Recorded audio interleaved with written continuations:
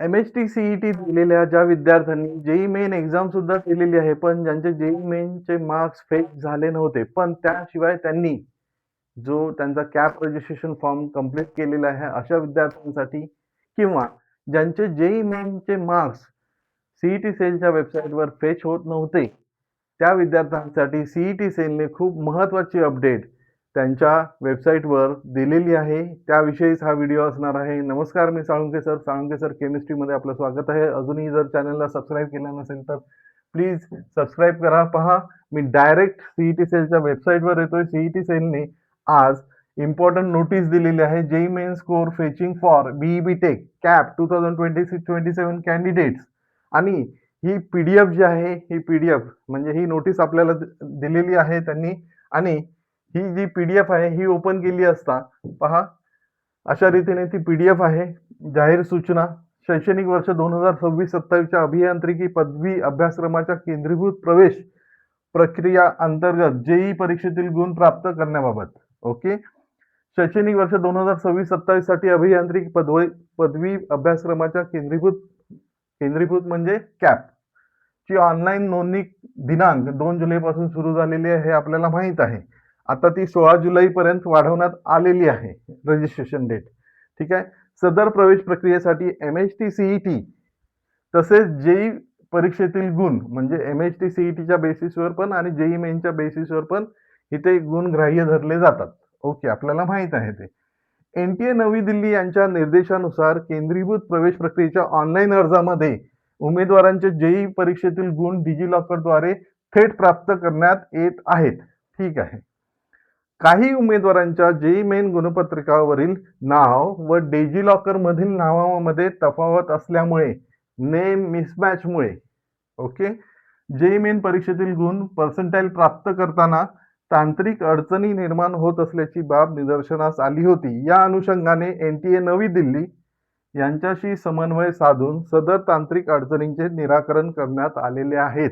म्हणजे CET sale आणि NTA यांच्यामध्ये कोऑर्डिनेशन झालेलं आहे.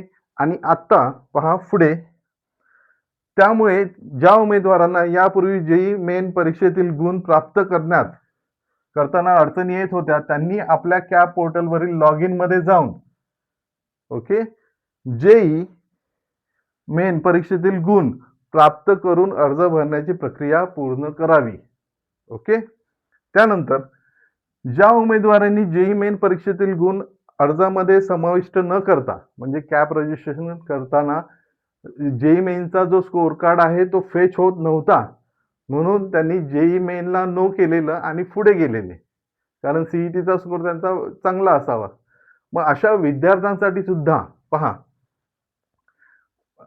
म्हणजे जेईई मेन परीक्षेतील गुण कॅप अर्जामध्ये समाविष्ट न करता अर्जाची निश्चिती प्रक्रिया पूर्ण केली आहे, म्हणजे ज्यांनी जेईईच्या स्कोर कार्ड शिवाय त्यांचा कॅप रजिस्ट्रेशन फॉर्म कंप्लीट केलेला आहे, ते उमेदवार देखील आपला अर्ज अनलॉक करून, मग अशा विद्यार्थ्यांनी काय करायचं आहे की तुमचा जो ऍप्लिकेशन फॉर्म आहे तो अनलॉक करायचा आहे आणि जेईई मेन परीक्षेतील गुण प्राप्त करून अर्जामध्ये आवश्यक ती दुरुस्ती करू शकतील. म्हणजे तुम्ही आता ते चेंजेस करू शकता. त्यासाठी तुम्हाला तो जो ऍप्लिकेशन फॉर्म आहे तो अनलॉक करावा लागणार आहे. ठीक आहे.